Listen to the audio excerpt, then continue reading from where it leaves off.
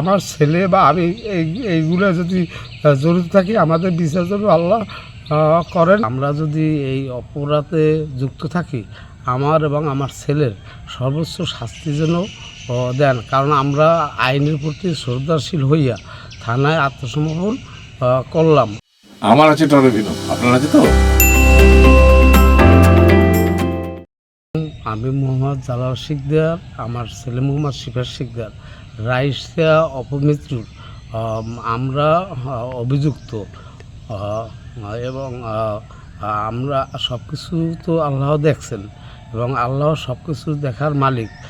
আমরা যদি এই অপরাধে যুক্ত থাকি, আমার এবং আমার ছেলের সর্বোচ্চ শাস্তি যেন দেন, কারণ আমরা আইনের প্রতি শ্রদ্ধাশীল হইয়া থানায় আত্মসমর্পণ করলাম। আর মালিক তো একজন, সে তো সব কিছুই দেখেন।